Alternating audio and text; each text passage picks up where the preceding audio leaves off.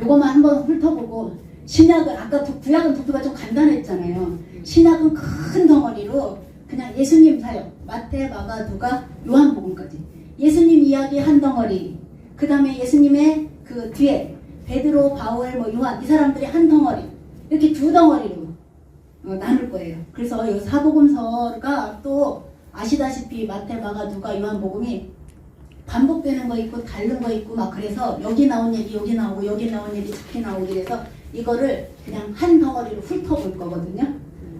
그렇게 훑어보고, 이렇게 사도행전은 베드로하고 바울하고 사도 요한의 이야기예요. 그 편지들 얘기를 뒤 그렇게만 하면 이제 생각보다는 간단한데 그래도 한번 보겠습니다. 자, 잠깐 기도하고 시작하겠습니다.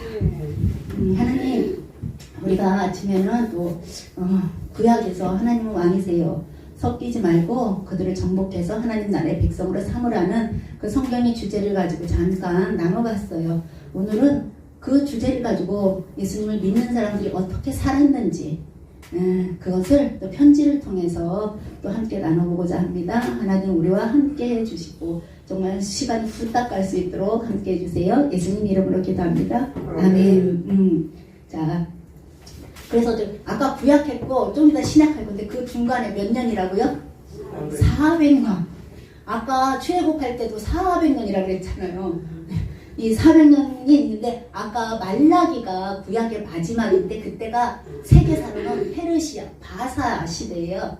그런데 예수님이 태어났을 때는 로마의 황제 이 얘기 나오잖아요. 로마 시대예요. 그러면은 그 바사 제국 뒤에 어떤 나라가 생기고 하다가 로마가 나중에 이제 잡았거든요. 제가 그거 한 번만 보여드릴게요.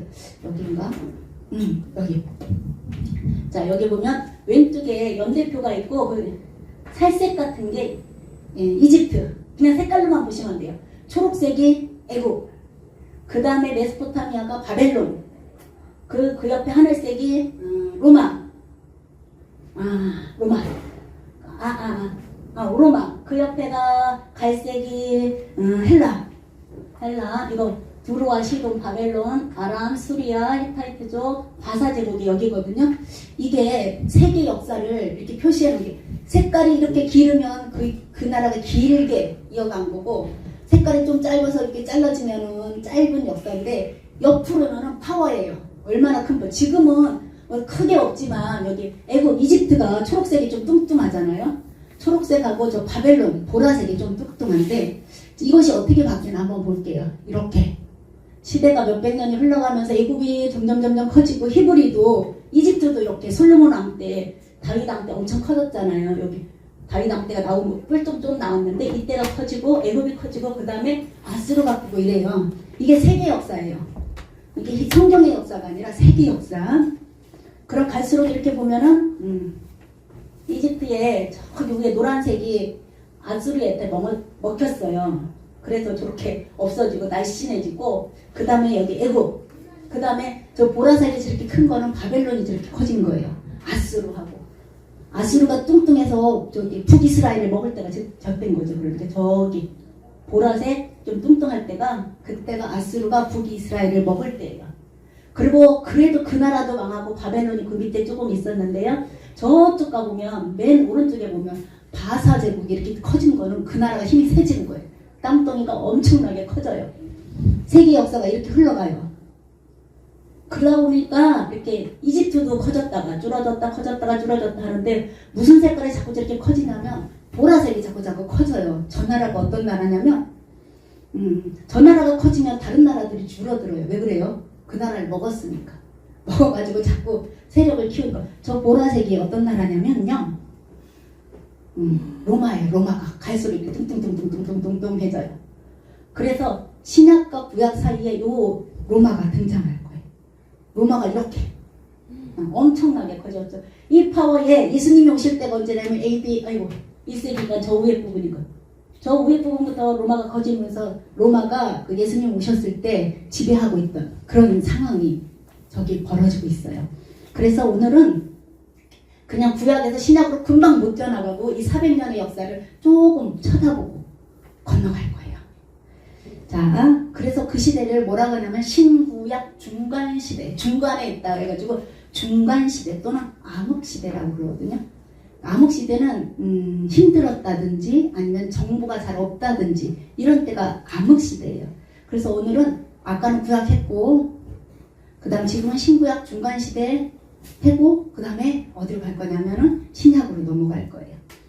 자, 그래도 아까 한 거 있잖아요. 구약 한번 훑어보고 갈 거예요.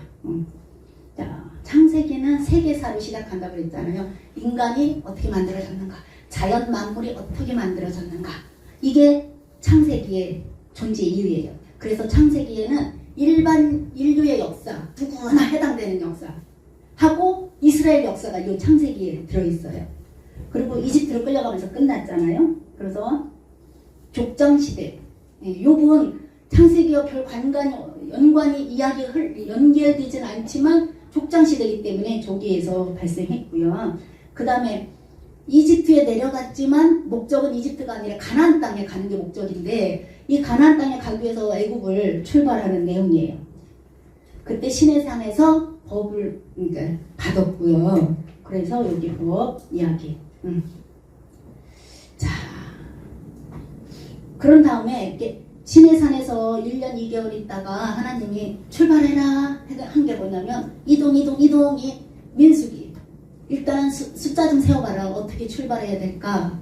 그래서 병력을 정비하고 출발한 게 민수기. 민수기는 세 군데만 알으라고 그랬는데 일단 출발한 시내산 중간에 38년 동안 먹고 자고 죽은 가데스 바네아 지역.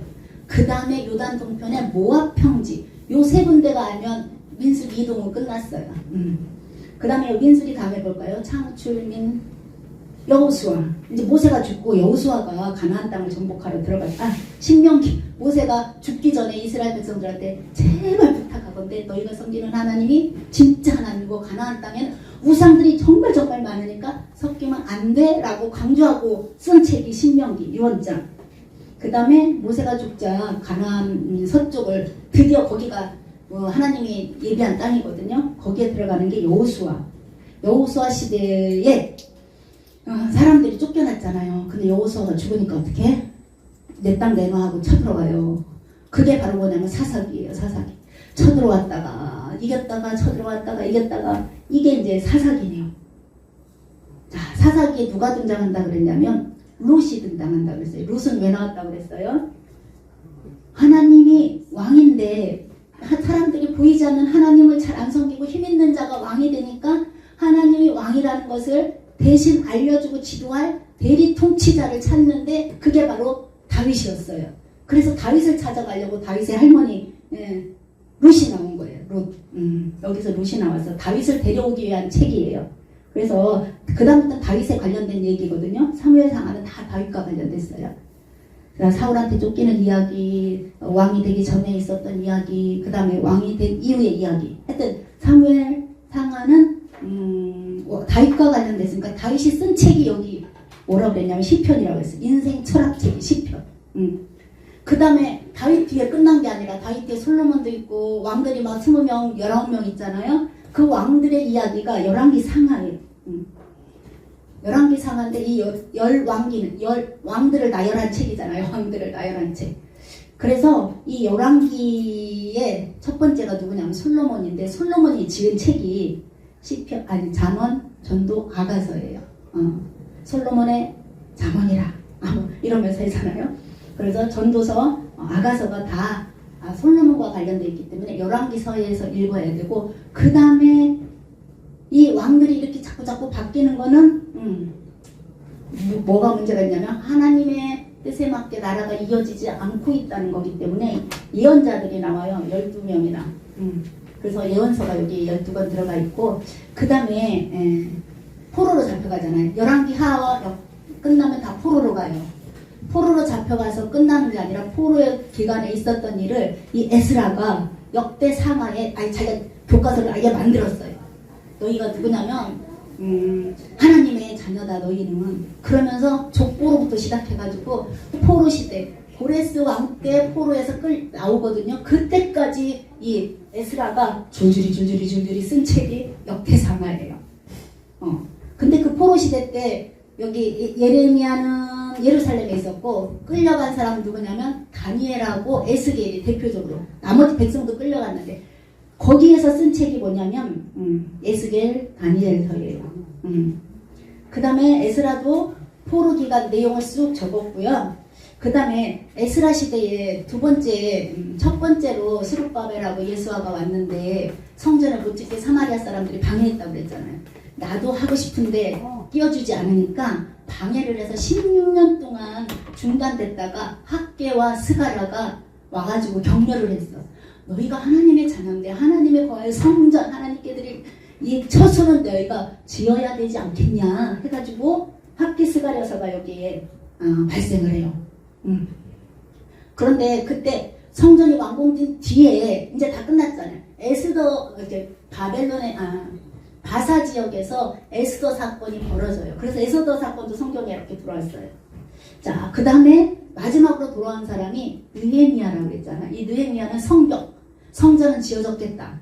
이제는 성벽이 문제야. 하면서 52일 만에 니네 집 앞은 느헤미야서 읽어보면 사람이 엄청 많이 나와요. 자기가 중수하였더라 이러면서 나오는데 느헤미야가 그렇게 시켜가지고 준비 다 해고 임금님한테 받아온 물자 가지고 다 가지고 성벽을 완수했고 그때 마지막으로 나타난 선지자가 누구냐면 이 말라기예요. 말라기가 뭐라고 했다고 그랬냐면 크고 두려운 여호와의 날에 엘리야를 보내겠다. 사람 가지고는 안 되더라. 레위인들한테 맡겼더니 이게 안 되더라.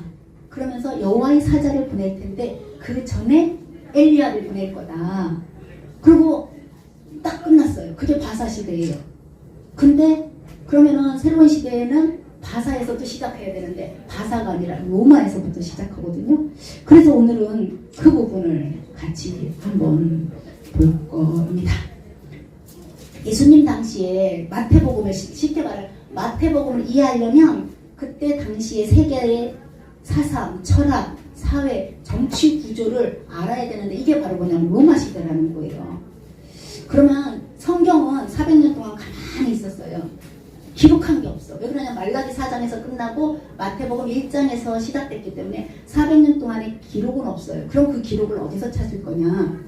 구약에서 예레미야나 다니엘이나 에스겔이나 이사야가 예언한 그 예언이 이 400년 동안에 이루어졌나 안 이루어졌나를 보면 돼요.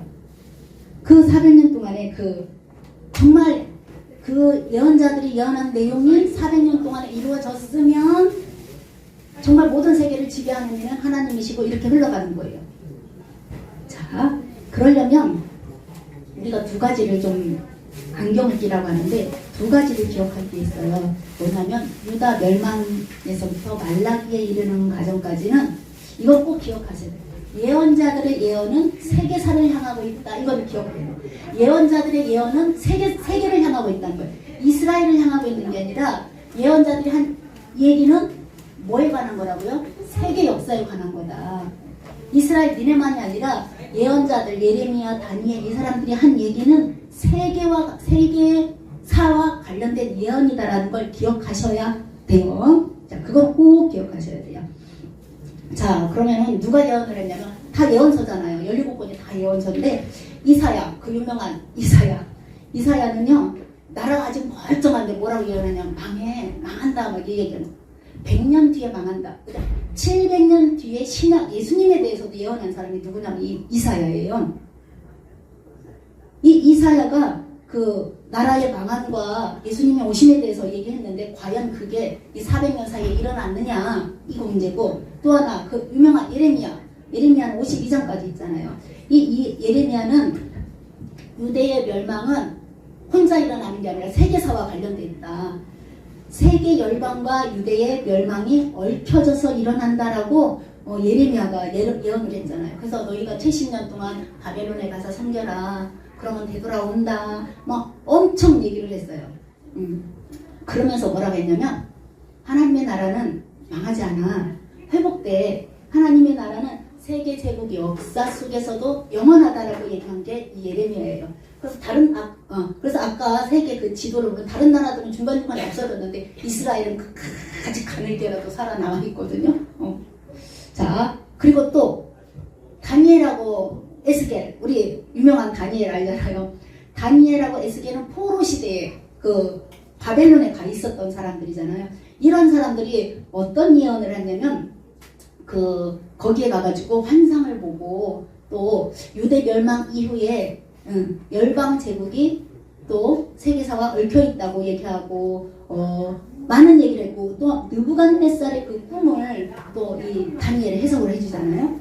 조금 이따 볼게요. 그 다음에 학계 스가랴 말라기가 예언을 했는데 이 사람들은 뭐냐면 성전이 무너졌어 다시 재건될 거야 이런 예언을 했어요. 진짜 이루어졌잖아요. 성전 재건도 다 이루어졌어요. 그래서 이렇게 많은 이 이야기 예언들이 그 400년 전에 있어요. 이 중간 시대에 없고 암흑 시대에 없고 400년 전에 예언이 되어 있는데 이것이 400년 사이에 성경에는 기록이 없지만 세계사로 흘러갔느냐 이거를 한번 볼 건데 그 중에서 우리가 유명한 다니엘 꿈 이것만 볼게요. 자, 느부갓네살 왕 바벨론의 왕이에요. 바벨론의 왕이 느부갓네살이 어느 날 꿈을 꾸더니 박사들이 다 불렀어. 야, 내가 꿈을 꿨는데 해석해봐. 뭐라고 얘기했어요? 여러분들이 박사예요. 왕 앞에 섰어요. 뭐라고 얘기했어요? 어떤 꿈인데요? 이거부터 물어볼 거 아니에요. 무슨 꿈을 꿨어요? 라고 물어볼 텐데 이 느부갓네살이 몰라. 기억이 안 나. 내가 꿈을 꿨어. 근데 그 꿈이 뭔지 모르겠어. 알려줘. 이러면서 이 바벨론의 그 파워가 엄청나잖아요. 이따가 그 땅덩이를 볼 거예요. 엄청난데 아무도 그 해석을 못하고 그 파워는 왕의 파워는 있고 왕이 자존심이 있으니까 그래? 너희들 그걸 모른단 말이야? 내가 그렇게 먹여주고 너희들한테 월급 주고 그랬는데 다 잡아서 죽여. 이러는 사이에 다니엘도 거기에 걸린 거예요. 그래서 다니엘이 가가지고 임금님 이거는 저한테 제가 하는 게 아니고 하나님이 하실 건데 저한테 기회를 주세요. 제가 내일 아침에 올게요.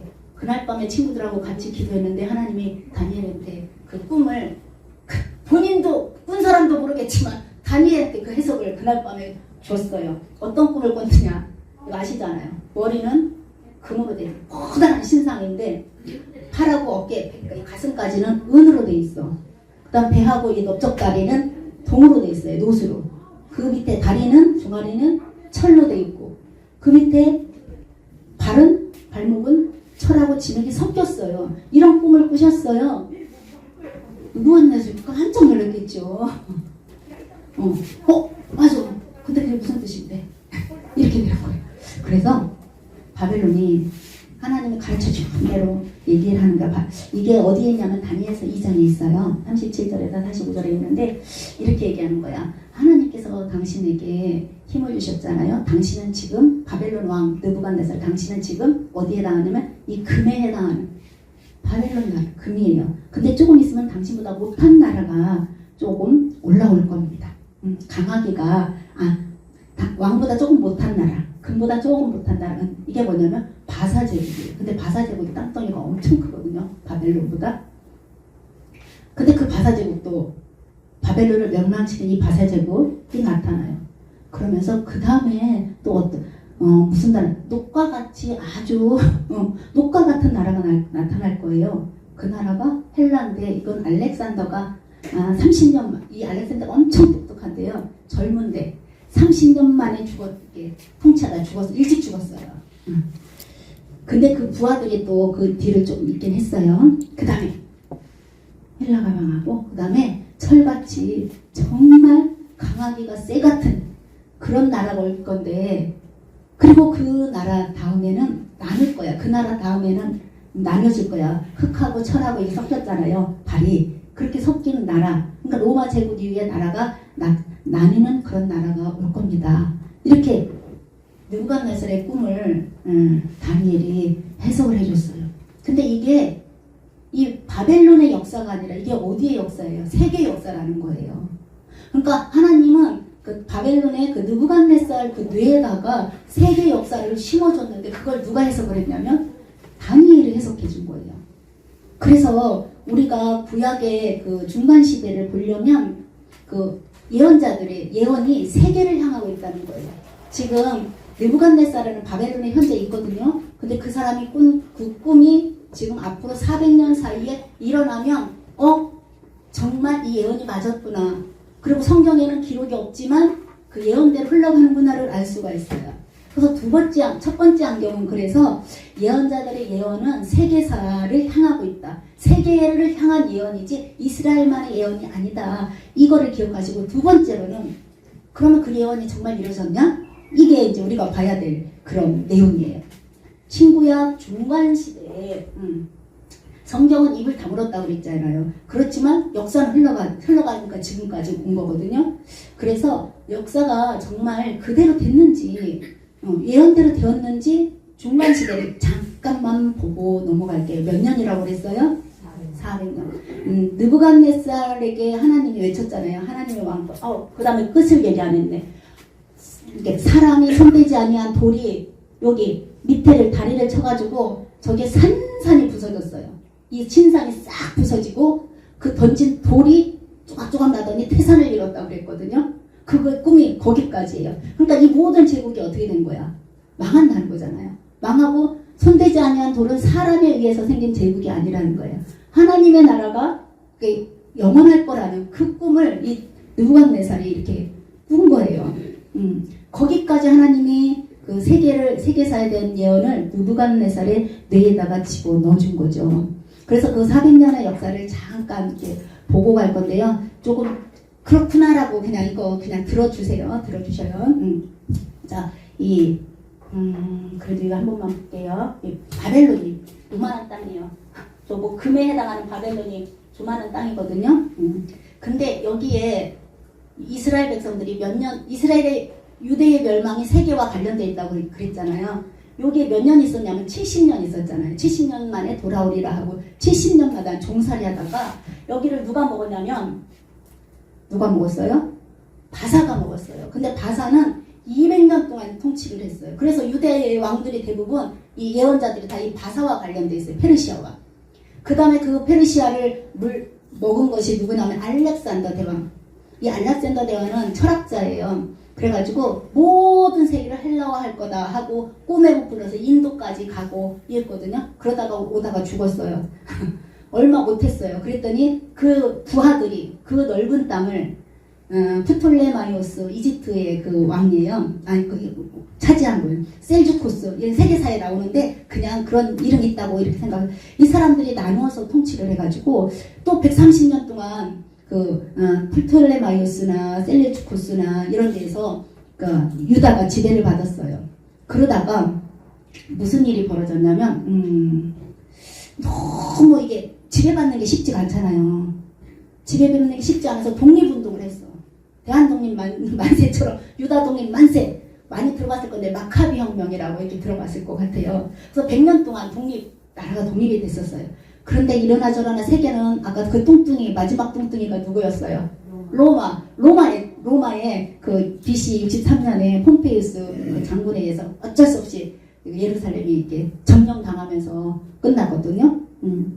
그러면은 이때가 그 폼페이우스가 이렇게 예루살렘을 점령할 때가 이제 예수님 그 당시에 로마 소아에 유대가 들어가는 그 지역이고 신약시대의 배경이 되는 그때예요. 그래서 가만히 보면 참 안 됐죠. 많은 그냥 어떻게 하든지 하나님 뜻대로 이렇게 살려고 자기들 했겠지만 그게 안 돼가지고 이 나라 저 나라 돌아가면서 이 사람들이 그 사람들의 지배권 아래에 있었던 것을 볼 수가 있어요. 그래서 잠깐 보면 이 바벨론 제국은 70년 동안 했으니까 이때 누가 갔다고 그랬어요? 이때 바벨론 제국에 끌려간 사람이 다니엘하고 에스겔하고 같이 간 왕이 누구냐면 여호야긴이에요. 이 여호야긴 나라가 망할 때 유다가 망할 때 네 왕은 꼭 알아야 되는데 그 중에 이 여호야긴은 3개월밖에 안 했지만 하여튼 그 네 왕 중에 들어있어요. 그래서 다니엘, 에스겔, 여호야긴 또 여호야긴의 엄마도 다 끌려가고 그리고 제사장들도 끌려가고 레위인들도 끌려갔어요. 그래서 바벨론 제국하고 유다하고 하면은 그 세 사람 다니엘, 에스겔, 여호야긴 이 사람들이 연관이 돼 있다는 거 기억하시고 한 70년 정도 그러다가 바벨론이 누구한테 먹혔다고 그랬어요? 바사, 페르시아한테 먹혔는데 이 페르시아의 그 은과 같은 나라 이렇게 원임금님보다 조금 못한 나라라고 했는데 이렇게 땅덩이라는 걸 엄청 넓어졌어요. 이 바사 제국에 의해서 망했어요. 이 바사가 이게 큰 거 보니까 200년을 유다를 지배한 거예요. 그러니까 70년보다는 엄청나게 많으니까 뭐랄까 머리부터 발끝까지 어떻게 하면 다 거기 문화에 젖을. 우리가 일본에 36년 있었다고 그랬잖아요. 그런데도 말도 바꿔라 뭐해라 하면서 정말 많은 일본 문화를 우리가 가지고 있는데 200년을 이 문화에 있었다고 하면 정말 이스라엘의 그 정체성이 사라질 판이죠. 그런데도 거기에서 누가 있었냐면 제사장들, 레위인들이 정말 열심히 교육을, 모세오경을 열심히 시켰던 것 같아요. 그래서 이 페르시아의 첫 번째 왕 고레스가 어떻게 했어요?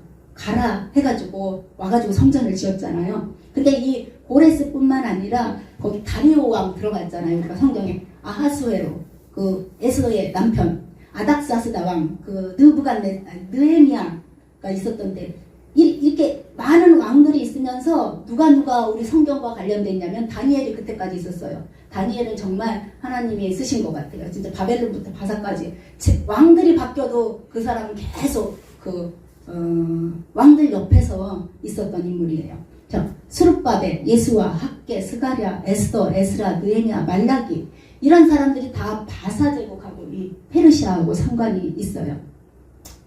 그래서 이때는 또 고레스가 돌아가라고 했기 때문에 예루살렘으로 귀환하는 내용, 성전 재건하는 거, 성벽 재건하는 거, 포로 귀한 공동체가 이때 생기는 거예요. 바벨론 때는 그냥 70년이 있었고 이제 가라고 하니까 그러면은 그 200년을 지배했다고 그랬는데 고레스가 원년에 가라 그랬거든요. 그러면 거기에 없어야 되잖아요. 사람들이 다 안 왔어요. 거기다 이게 뭐죠? 터를 잡고 살으니까 온 사람 대충 계산하면 4만 9천 이 정도밖에 안 돼요. 3차에 걸쳐서 중간에 온 사람들 보면 그래서 이때 에스라가 이 사람들을 교육시켰다고 그랬잖아요. 그래서 이 교육시킨 이 사람들이 포로 귀한 공동체가 생기면서 뭐가 생겼냐면 유대교라는 게 이때 생겼다고 그러거든요. 유대교가 형성될 수 있다. 그 전까지는 유대교라는 거, 유대이즘, 유다이즘 이런 게 없었는데 가장 중심이 누구냐면 에스라가 여기 이제 엄청난 교육을 시킨 거예요. 자, 이 다음에 은 다음에 뭐였어요? 동이죠. 녹과 같은 나라. 녹과 같은 나라. 단단하기가 이 녹과 같다고 그랬나? 하여튼 그랬어요. 쇠가 더 단단하네. 이 헬라 제국 알렉산더가 꿈에 부풀어가지고 세계를 제패하려고 모든 나라를 세계화, 헬라화 시키려다가 죽었죠. 일찍 죽는 바람에 세계화는 못 시켰지만 이 다음 누구냐?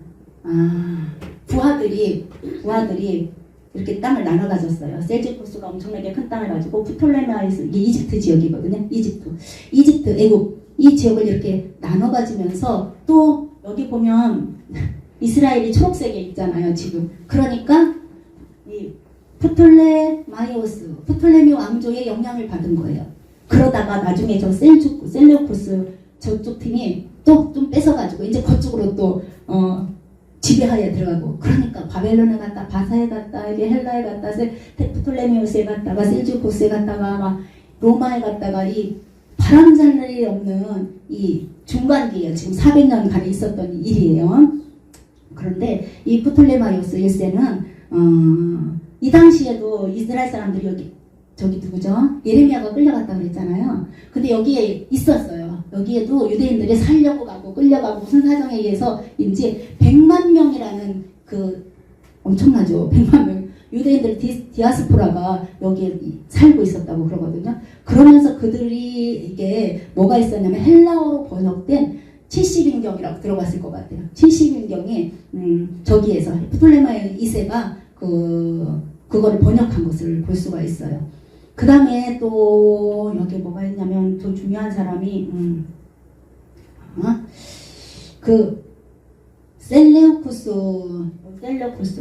저쪽이 프톨레마이오스가 처음에는 지배했다가 그 사람 물리치고 좀 싸워가지고 또 저 가나안 땅을 셀레우코스가 지배했다고 그랬잖아요. 근데 저 셀레우코스의 왕 중에 안티오크 3세가 있어요. 이 사람은 유대인에게 되게 호의적이었어요. 그래서 포로도 석방해주고 세금도 면제해주고 성전에 있는 재물할 것도 성전에 있는 거 뭐 쓸 거 그리고 제사장들의 세금도 면해주고 막 성전 수리비도 대주고 너무 고맙죠. 이 셀루 안티오쿠 3세가 이랬거든요.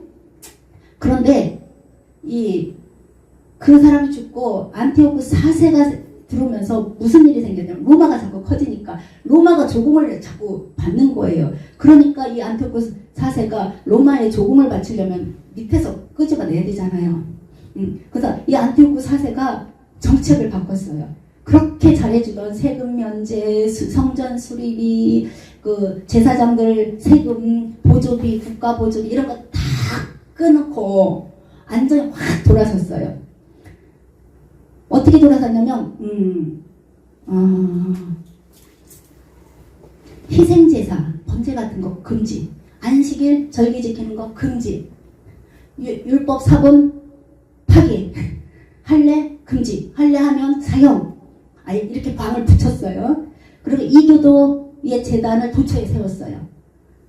그리고 예루살렘 성전 안에 제우스 재단도 만들고 돼지고기 먹지 말라고 돼지고기를 우리 소로 하잖아요. 소나 양이나 염소 이런 걸로 하는데 돼지고기를 가지고 제물로 올려놓고, 그러니까 이 성전이 완전히 뭐라고 그럴까, 망가지다 못해 그냥 부정도 이런 부정이 없을 정도로. 그리고 돈이 없으니까 왕실이 대제사장직을 돈 주고 팔았어요. 그러니까 대제사장은 누가 했냐면 레위 중에서도 아론의 계열, 아론이 모세 형이잖아요. 아론의 계열 사람들이 그 대제사장직을 이렇게 이어받아야 되는데, 이게 얼마나 저기 하면 돈을 받고 너 대제사장 해 이렇게 하고 파는 거예요. 이러니까 정말 이스라엘 사람들 중에 정말 경건한 사람들은 이래서는 못 살겠다. 그래서 아까 그 마카비 혁명이 일어났어요. 그렇잖아요. 가장 중요하게 생각하는 그 성전에다가 그 제우스 이방 신단생 돼지고기 이렇게 제물 올려놓지, 이러니까 정말 경건하다고 하는 그 열심당 마따디아가 그 아들들을 데리고 혁명을 일으켰는데 성공했어요. 100년 동안 안티오쿠 4세로부터 100년 동안 독립을 유지했어요. 그러니까 이 사람들이 첫 번째 한 일이 뭐냐면 성전을 수리하는 거예요. 성전을 깨끗이. 이게 수전절이에요. 수전절, 성경에 신약에 나오잖아요. 수전절 때 어떻게 했다 뭐 이렇게 나오거든요. 그래서 신약에 나오는 수전절이 이때 이 중간기 때 그 안티오쿠 4세가 성전을 너무 피폐하게 했다나 그렇게 해가지고 그거를 정결케 하는 그 절기가 이 마카비 혁명 그 100년 동안 일어난 일인데, 이때 왕조를 하스몬 왕조라고 그냥 부르기도 해요. 근데 이 하스몬 왕조가 뭐와 상관이냐면 이 하스몬 왕조가요 그냥 지나갈 게 아니야. 이 하스몬 왕조가 대헤롯 알죠? 예수님 태어났을 때 애기들 죽이라고 한 그 대헤롯하고 상관이 있어요. 이 하스몬 왕조가 이렇게 독립하면서 한 네 번째 왕 때 무슨 일이 있냐면 에돔 지방을 이렇게 정복을 했어요. 정복을 하고는 거기에다가 총독을 파견했는데 그게 대헤롯의 아버지야. 그러니까 쉽게 말하면 내 식민지를 지배하던 그 사람이 대헤롯의 아버지로 우리가 임명을 했어요. 그런데 이 로마가 자꾸 커지잖아요. 그러면 다른 나라가 힘이 자꾸 없어지잖아요.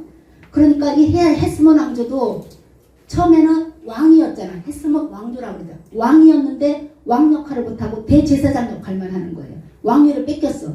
그거를 누가 차지했냐면 이 하스몬 왕조가 총독으로 삼았던 대헤롯의 아버지, 그 에돔 지역에 이 사람들이 로마에다가 돈을 갖춰주면 돈 갖다 주고 그 지역을 사는 거예요. 그래서 결국은 이 헤롯 가문이 로마의 허락하에 유대인의 왕이 돼버린 거예요. 헤롯 대왕 그러잖아요. 그러니까 이게 유대인은 이 로마의 영향도 받고 어디도 받냐면 그 헤롯 가문의 영향도 받고, 로마는 전 세계를 지배했고 거기에서 헤롯 가문한테 유대의 왕노릇을 하라고 했으니까 이 두 개를 받게 되는, 참 그 피지배 나라가 우리나라의 왕이 돼버리고 바뀌어진 거예요. 바뀌어졌어요. 자, 근데 이 마카비 이때는 정말 안식일을 지키고 아까 안티오쿠 4세가 한 거 다 바꾼 거죠. 안식일도 지키고 할례도 하고 정결의식도 하고 11주도 하고 성전 제사와 규례, 정말 성경에서 모세오경에서 한 거를 그대로 하고 싶어서 정말 열심히 율법을, 그러니까 열심히 뭐라 그럴까, 열심 당원처럼 된 거예요. 아주 제사 행위가 이거예요. 제사 행위가 이거야. 그러니까 제사장들이 이렇게 올라갔겠죠. 근데 마따디아가, 마카비 혁명을 주도한 이 마따디아가 아론 계열이에요. 그래서 그 사람들이 대제사장 역할을 하는데, 이 대제사장 역할을 하면 이스라엘의 정신적인 수장이 대제사장이거든요. 문제는 유대 공동체 이렇게 하스몬 왕조랑 헤롯 가문이랑 로마 제국이랑 이렇게 얽히고 설키면서 누가 대제사장이냐에 따라 누가 권력가냐. 그러니까 쉽게 말해 대제사장이 권력을 가졌다는 거예요. 그러니까 아까 돈 주고 파는 거예요. 로마가 이렇게 돈 주고 팔아서 이게 대제사장을 성경에 보면 아마 2명이 겹칠 때도 있고 막 그런 것 같아요. 신약에 와서도 맞죠. 이 대제사장을 누가 하느냐에 따라서 영향력을 받으니까 대제사장이 엄청난 권력을 가져요. 성전에서 경제권을 다 휘둘러요. 그래서 예수님이 성전에 첫 번째로 올라갔을 때 그 앞에 그 장사하는 사람들은 다 대제사장의 허락을 받고 10원짜리를 1000원에 팔든 만원짜리를 100만원에 팔든 상관이 없어요. 그러니까 그 경제권을 이 사람들이 가진 거예요. 그래서 문제가 생긴 거죠. 문제가. 대제사장들이 제대로 역할을 안 했다는 거예요. 그 돈을 갖고 사고 팔고 권력을 쥐기 위해서 계속 그 역할을 하는 건 성전에서 경제권을 휘두른 게 이 하스몬 왕조가 되겠습니다. 자, 이 하스몬 왕조 한번 볼게요. 자, 마지막으로 그 가장 커진 저기가 어디냐면, 제국이 어디냐면 이 로마였어요. 로마는 또 저기 엄청나게 커졌죠. 폼페이우스가 반란군을 진압하고 어떻게 진압했나 한번 볼까요? 로마는 저쪽에 있잖아요. 여기 이탈리아 보이죠? 이탈리아인데 저기 유대는 저쪽에 있잖아요. 그러니까 아까 금방 로마가 여기서부터 스페인까지 다 잡았는데 저기에 있으면서 폼페이우스가 이렇게 식민지들의 반란군을 진압하면서 터키, 마게도냐고 위쪽에 터키 지역과 수리아 지역 이런 데를 다 점령을 했어요. 그러면서 64년도에는 아예 어디까지 왔냐면 예루살렘까지. 그래서 다메섹도 저기 보일 것 같은데, 다메섹이 보이죠? 예루살렘이 다메섹을 점령하고는 BC 64년도에 드디어 63년도에 예루살렘을 정복한 게 로마거든요. 그래서 이게 신약이 열렸을 때는 이렇게 로마가 이미 세계를 지배하고 있다는 그 사실을 이제 기억하시면 되겠습니다. 그리고 또 우리가 신약을 읽어보면 뭐가 나타나면 여러 가지 직분이나 사람 이름이 나타나요. 한 번만 훑어보고 지나갈게요. 신구약 중간기 시대 때 나타난 인물이 신약에 나타난다는 거예요. 아까 누가 나타났냐면 그 헤롯 대왕, 아까 얘기했죠. 하스몬 왕조가 그 사람들을 지배해가지고 왕으로 세웠었는데 그게 도리어 우리의 왕이 돼버린 이 헤롯 가문, 이 헤롯이 유대인의 왕으로 자리 잡게 한 게 이 헤롯 대왕, 이 사람이에요. 이 사람이 아기들을 죽이라, 예수를 죽이라고 명령했잖아요. 근데 웃긴 거는, 웃기다고 표현해야 되나? 대헤롯이 명령을 내린 그 해에 죽고 예수님이 그 해에 태어났다는 거예요. 우리 되게 오래 살았을 것 같잖아요. 근데 대헤롯이 죽으면서 그 해에 예수님이 태어났다는 거예요. 그러니까 예수님이 태어났을 때 죽이라고 했는데 예수님은 안 죽고 그 뒤에 대헤롯이 죽은 거죠. 자, 이 대헤롯의 가문도 한 번만 보고 갈게요. 오늘은 그냥 성경 외의 것도 막 해요. 이 안티파터가 아까 그 에돔의 첫 번째 왕이었던 사람이잖아요. 이렇게 로마에다가 돈 갖다 주고 유대의 지배권을 받은 사람. 그 아들이 누구냐면 이 헤롯이에요. 예수님 당시에 그 아기를 죽여라 했던 그 헤롯. 이 헤롯이 아들이 여러 명 있어요. 여러 명 있는데 요 헤롯의 아들 요쪽으로 아켈라오, 안티파스, 이 빌립이 뭐랑 상관이 있냐면 일단 여기까지 보고 사도행전에 아그리빠와 헤로디아 이런 사람들 나오거든요. 이 요 세 사람이 뭐랑 상관이 있냐면요. 헤롯 대왕 말고 그 다음에 분봉왕이라고 나와요. 분봉왕 누구? 이 분봉왕 누구 했는데 이 분봉왕들이 누구냐면 그 헤롯 안티파스, 헤롯 아켈라오, 헤롯 빌립 이 사람들이 분봉왕인데 제가 아까 아침에 설명했는데 내가 이 나라를 이렇게 지배하게 되면 내 나라에서 파견하면은 총독이고 파견할 사람 직접 관리할 수 없으면 그 나라에서 똑똑한 사람 하나 세우면 그 사람이 분봉왕이거든요. 근데 이 분봉왕이 여기 3명이나 됐어요. 헤롯이 어떻게 했냐면 자기가 이제 죽을 것 같으니까 자기 아들들 3명이잖아요. 아들들 3명 중에 똑똑한 애들을 첫 번째 사마리아 유대, 이게 가나안 땅 중심지잖아요. 여기를 아켈라오한테 줬어요. 아켈라오가 저 3번째 아들, 하나 둘 3번째 아들이거든요. 여기를 이제 네가 지배해라 이렇게. 얘네는 로마에서 직접 관리한 거예요. 로마에서 직접 파송한 건 헤롯이었잖아요. 근데 여기는 아니었어요. 그 다음에 또 여기 위에 지방은 갈릴리 지방인데 여기는 누구한테 줬냐면 그 밑에 아들 아켈라오한테 안티파스한테 여기를 나눠주고 더 북쪽은 별로 저기 쓸모없는 땅이라고 생각하고 그 갈릴리 동북쪽 지역, 북동부 지역은 누가 했냐면 빌립한테 이렇게 나눠줬어요. 헤롯이 야 내가 죽으면서 너희들 이거 나눠 가져라 했는데 결국 이 나눠주는 게 아니고 반드시 로마의 허락을 받아야 돼요.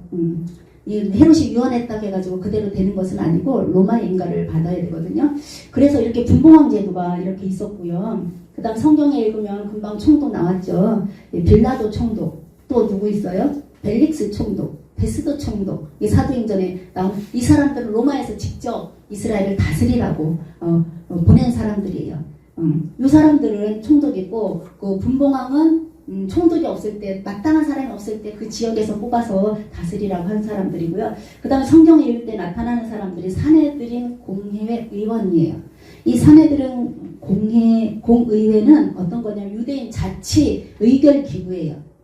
그러니까 저기 법적으로 로마의 뭐 영향 이런 거는 아니고 이 사람들은 대제사장이나 서기관들이나 바리새파 사람들이나 한 71명이 모였는데 나름대로 이 사람들은 입법, 행정, 사법 이거를 다 가지고 있는 사람들이라 이스라엘 내에서는 유대인 내에서는 엄청나게 파워를 가지고 있는 사람들이 이 사람들이고요. 그 다음에 또 나타나는 사람들이 대제사장은 사두개파가 진리주의를 하고 있는데 이 사람들은 대제사장 하면은 뭔가 정치적으로 되게 올바를 것 같지 않으면 정치꾼이에요. 대제사장들 이때 예수님 당시에 대제사장이 누구냐면 안나스인데 이 안나스가 돈 주고 산다고 해요. 대제사장권을. 그 다음에 또 누가 나타나냐면 서기관도 많이 나타나잖아요. 예수님 시대의 서기관들. 이 사람들은 세계 흩어진 디아스포라 유대인들에게 회당을 지어가지고 교육을 시키고 거기에서 강의하고 뭐 이렇게 해주는 사람. 성경에는 율법교사로도 나오고 랍비로도 나오고 서기관으로도 나오는 사람들. 그 다음에 또 유명한 사람이 누구냐면 바리새파 사람들. 이 바리새파 사람들은요 종교 거룩하다 뭐 이런 사람들, 이 정결 예식, 먹는 법, 안식일, 계명 이거는 잘 지켜야 된다고 아주 철두철미하게 지켜야 된다고 하는 이 바리새파 사람들은 이게 백성들과 함께 한 종교 지도자고 이 사람들과 대면적이게 대적적인 이 사두개파 사람들은 어떤 사람들이냐면 성전을 중심으로 한 정치 지도자였고요. 그 다음에 정말 열심히 이 사람들은 늘 칼을 차고 다녔답니다. 토라에 목숨 건 사람들. 이 사람들 잘못 건드리면 칼 맞아요. 열심당원 성경에 나오죠. 그 다음에 또 SM파 이거는 운둔파예요. 그러니까 이것저것 다 연결된 거 싫어. 그래가지고 저 동굴 속에 가가지고 하나님 말씀 이렇게 기록하고 묵상하고 이런 사람들. 이 사람들 때문에 이 사람들이 거주하는 곳에서 사해사본 성경을 베낀 사본이 발견됐는데 가장 오래된 사본이라고 그래요. 하여튼 중간기 시대에 이런 사람들도 나타나고요. 그 다음에 그러면은 신약시대에 나타난 사람들은 도대체 어떤 사람들인가 한번 보면은 이게 팔레스타인 지역에 포로 귀한 후손들이 여기 살다가 신약시대에 나타났고요. 그 다음에 또 어떤 사람들이냐면 모압, 암몬, 여기 두로 시돈에서 이 사람들도 다 누구냐면 포로 디아스포라들이에요. 포로 귀환들의 후손이든지 아니면 저 바벨론 지역에 있다가 흩어진 사람들인지 이 사람들이고 세 번째로도 어떤 사람들이 나타나냐면 이 사람들은 아예 바벨론 지역에서 안 왔거든요. 근데 세월이 흘러가면서 자꾸자꾸 멀리 퍼지면서 유럽과 아시아로 퍼진 사람들이 신약시대에 나타난 사람들이라는 거예요. 그래서 이 사람들은 꼭 기억하시기 바랍니다. 자, 그 다음에 이제 그 성경 이제 신약으로 이제 진짜 들어가. 이게 신구약 중간기예요. 중간기에 이런 일이 있었어요. 그러니까 그 다니엘의 꿈이 역사가 바뀌는 거 보면 실제로 일어났잖아요. 이것을 증명하기 위해서 한 이야기입니다. 자, 이제부터는 이제 신약 빨리빨리 넘어갈게요. 신약, 아까 불렀잖아요. 마태, 마가, 누가, 요한복음. 이거는 복음서라고 부르잖아요. 예수님의 행적에 대해서 적은 거예요. 네 사람이 적었지만 예수님의 행적에 대해 적은 거라 이건 역사서고요. 그 다음에 사도행전도 역사서인데 이거는 바울과 베드로의 행적. 그리고 그 다음부터는 편지예요. 바울이 13권을 썼어요. 이따 그걸 볼 건데 이건 편지고 바울 말고 예수님의 제자 베드로하고 요한도 쓰고요. 또 예수님의 동생 야고보하고 유다도 썼어요. 이 사람들이 쓴 건 8권 정도인데 이 사람들은 편지는 별도로 공동서신이라고 이렇게 따로 분류했어요. 다 편지예요. 그러니까 21권이 13권, 8권, 21권이 다 편지고요. 마지막으로는 요한계시록 있잖아요. 이거는 묵시록이라 별도로 구분해서 신약이 이렇게 구분이 됐어요. 역사서랑 편지서랑 이거. 그래서 마태는 아까 뭐라고 그랬어요? 마태는 그 세리라고 그랬잖아요. 그래서 세리 공무원답게 아주 세밀하고 꼼꼼하게 성경을 기록했는데 족보 형식으로 기록했다는 거예요. 그 다음 마가는 여러분들이 아는 그 바나바의 조카 사도 바울과 여행 갔다가 중간에 돌아온 사람, 그리고 마가의 다락방에서 기도하고 그랬잖아요. 그 마가가 쓴 건데 이 마가는 베드로의 믿음의 아들이래요. 그러니까 베드로한테 많이 들어서 썼어요. 자, 이 마가복음. 그 다음에 누가 있죠. 누가복음은 이방인이에요. 누가는 헬라 쪽 같아요. 의사예요. 의사. 유일한 이방인이기 때문에 의사이기 때문에 전문 용어가 한 300개 정도 나온다고 그래요. 그래서 마태는 자기가 경험한 거, 예수님 쫓아다니면서 한 거를 썼고, 마가는 베드로한테 들어서 썼고, 누가는 듣긴 들어서 사도들한테 들었잖아요. 사도 바울을 만난 거거든요. 마게도냐 그쪽 지방에서. 누가는 이방인으로서 사도들에게 쓴 건데 이 의사가 또 꼼꼼하잖아요. 자기가 직접 또 조사까지 해가지고 쓴 게 누가복음이라고 그러거든요. 요 세 복음서는 공관복음이라고 하고, 거기다가 이제 요한은 사도 요한 있잖아요. 이 요한은 또 사랑받는 요한 뭐 이렇게 써냈는데 되게 젊었을 때 예수님을 만난 것 같아요. 그래가지고 이 사람이 거의 98살에 죽었다고 그러거든요. 저 끄트머리 있잖아요. 요한이 이쪽에 사도 요한의 중심 역사 기간 서기 100년 전에 그때까지 요한이 살아 있었어요. 이 요한은 마태복음, 마가복음, 누가복음 중에서 없는 것만 골라서 적었어요. 그래서 10%만 거기 있는 거고 나머지는 다 거기 없는 거예요. 그러니까 지금 예수님에 대해서 네 사람이 썼는데 이 세 사람은 비슷하게 쓰고 요한은 완전히 다르게 쓰고, 요 세 사람은 비슷하게 썼으니까 어떻게 겹치는 것도 많고, 그러다 보면 우리가 성경 읽다 보면 요 마태복음 읽으면서 저 뒤에 마가복음 관줄이 이렇게 보면 연결돼서 있잖아요. 그렇게 썼어요. 그렇게 썼고, 이제 사도행전 보면은 사도행전은 특히 예수님의 승천 뒤에 교회가 세워지는 과정이에요. 그래서 예수님이 죽고 부활하신 뒤에 너희가 어디 가지 말고 성령을 기다리라고, 성령 받은 뒤에 무슨 교회가 생겼냐면 예루살렘 교회가 생기고, 스데반이 죽은 다음에 그 다음 교회들이 생긴 거예요. 그 이후로. 그래가지고 여기 사도행전은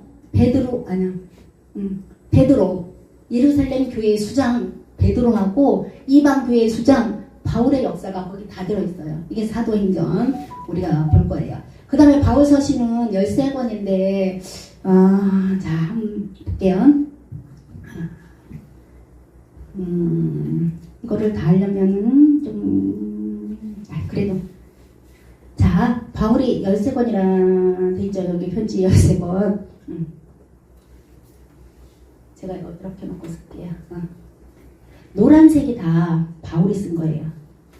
주황색은 다 예수님의 제자 베드로, 요한, 동생 야고보, 유다가 쓴 거고, 요한계시록은 묵시록이라 요한이 썼는데 별도로 저렇게 돼 있어요.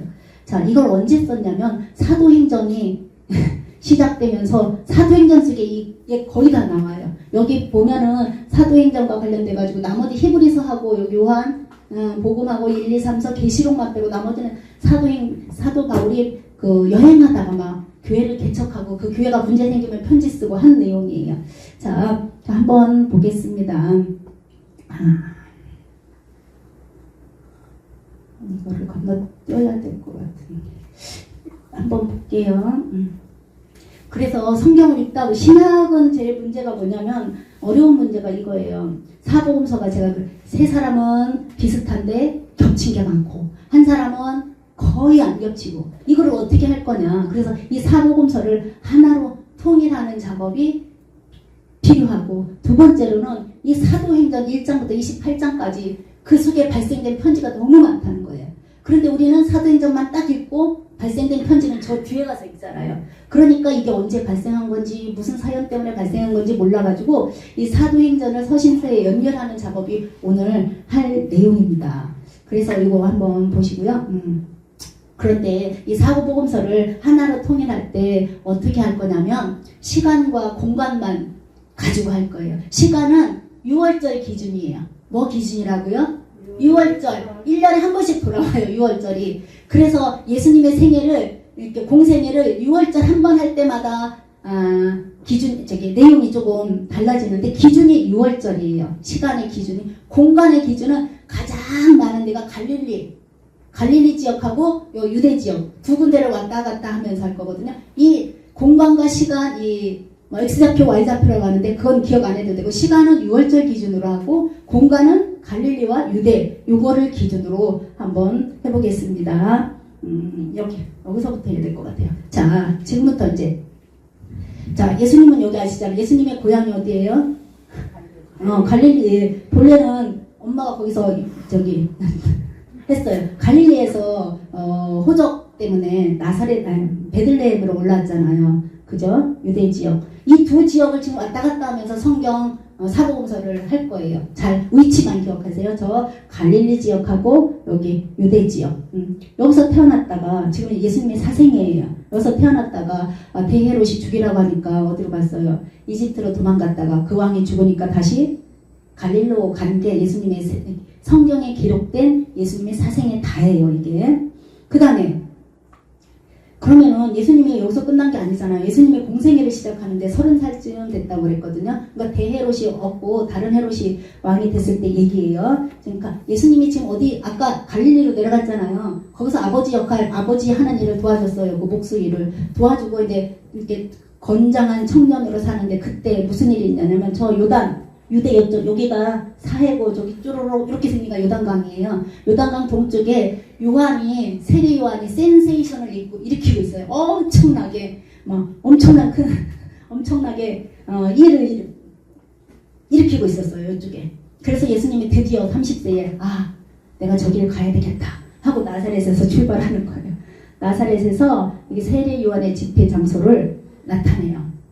찾아가요. 그래서 여기 찾아가서 뭐를 받아요? 요한한테 세례받고 금식하고 그죠? 40일 금식기도 하고 여기서 누구를 만났냐면 베드로, 안드레, 요한, 빌립, 나다나엘. 베드로와 안드레, 요한 얘네들은 저 갈릴리 애들이거든요.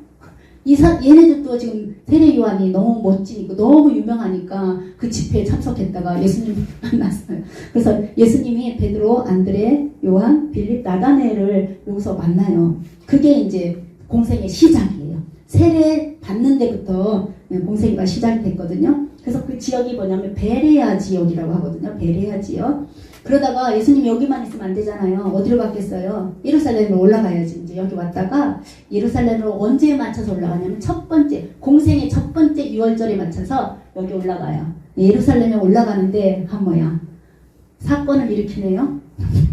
가보니까 아까 중간기 시대에 뭐 있다고 그랬어요? 대제사장이 이거라고 그랬잖아요. 그리고 성전 앞에서 제물을 드려야 되잖아. 많은 사람들이 제물을 드려야 되는데 제물을 내가 잘 가져왔어도 흠집이 요거라도 있으면 안 되니까 땡 하면은 제사를 못 들고 가니까 너무 슬프니까 안 가져오고 사람들이 그 소문이 나니까 돈을 들고 와서 여기서 사요. 그 장사치들 그 허락받은 대제사장의 허락을 받은 이 장사꾼들의 그 상을 엎어버렸어요. 첫 번째 나타나가지고 한 일이 요 베레가 요한한테 세례를 받고 40일 동안 금식기도 하고 예루살렘에 올라와서 첫 번째 한 일이 뭐냐면 상을 뒤집는 일이었어요. 그러니까 얼마나 큰 사건을 예수님이 벌였는지 몰라요. 그러고도 여기에 8개월 동안 있으면서 돌아다니면서 할 건 다 했어요.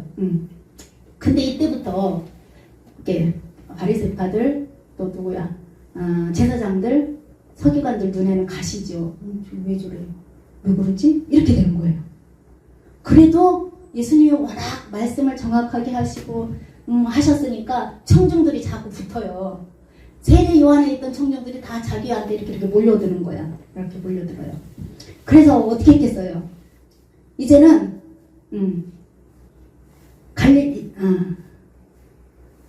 갈릴리로 내려갔어요. 6월절이 끝났으니까 이제 상을 다 얻고 갈릴리로 내려갔다가 그 갈릴리에서 어떻게 했냐? 갈릴리에 가까운 동네가 갈릴리는 촌동네예요. 촌동네.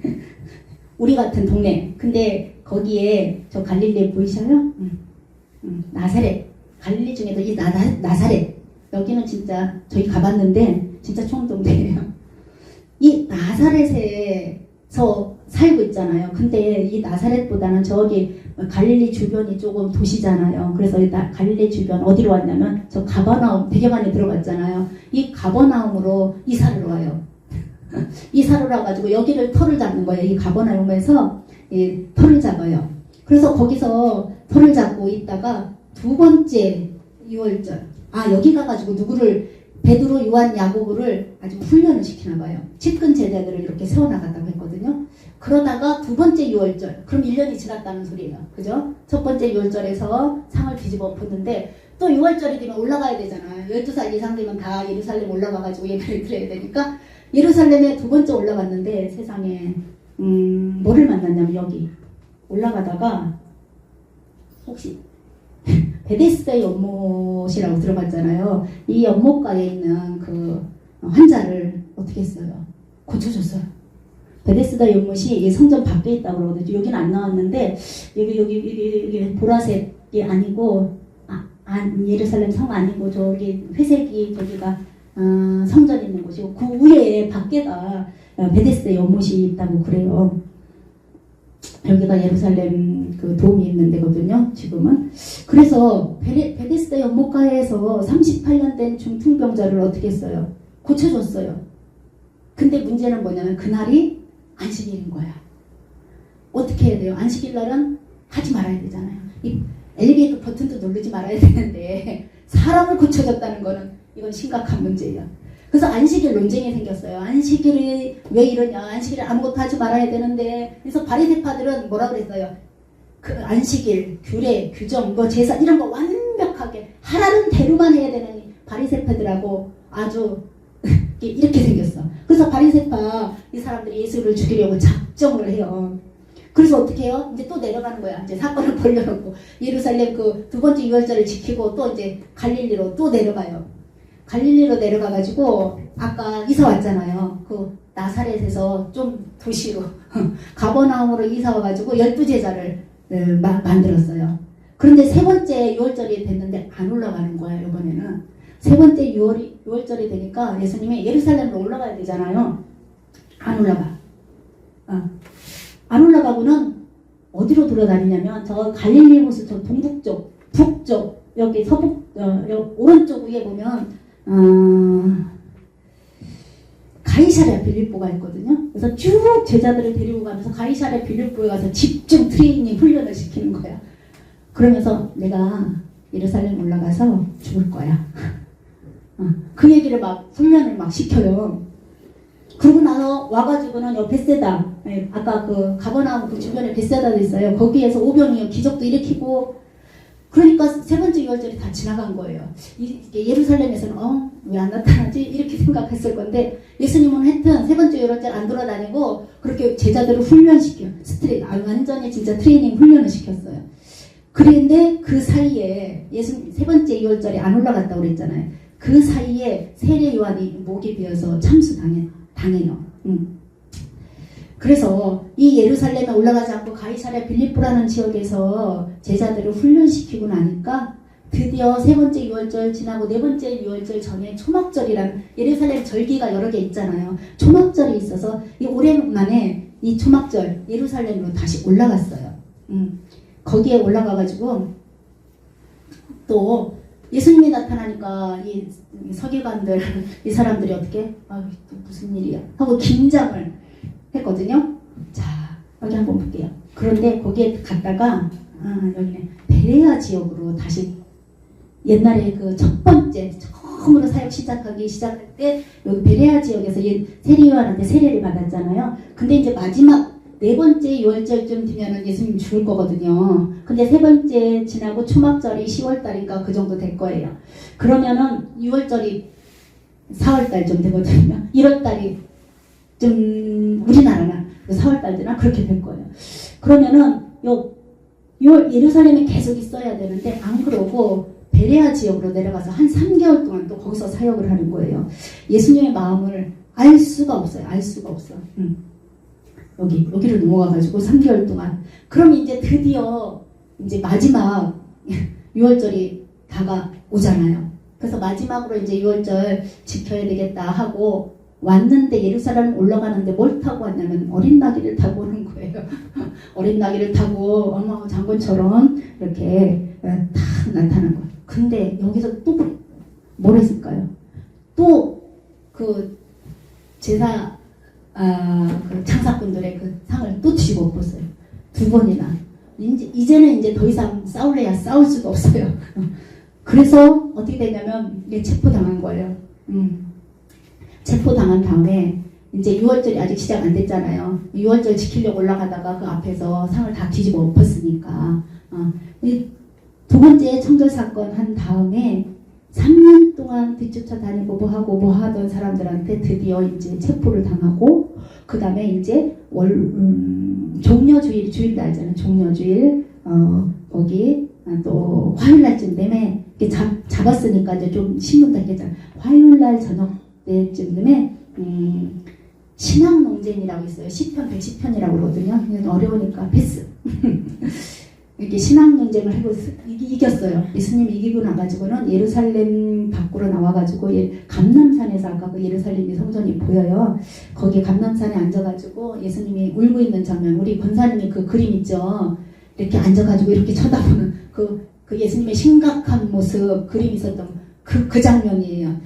그 앞으로 저 예루살렘이 이제 무너질 건데 하면서 그 감람산 거기 앉아가지고 예수님이 제자들한테 얘기하고 그 강론이 끝난 다음에 예루살렘 성전을 바라보면서 참 마음 아파하시는 구시는 그 장면이에요.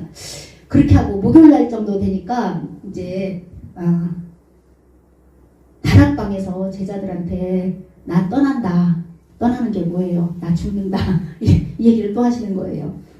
그리고 대제사장적 기도라고 하면서 우리 성경에 나왔거든요. 그 기도를 예수님이 하시고 이제 재판을 받으시고 그 다음에 어떻게 됐어요? 사형문도 받고 죽으시고 3일 만에 다시 부활하셨어요. 부활한 다음에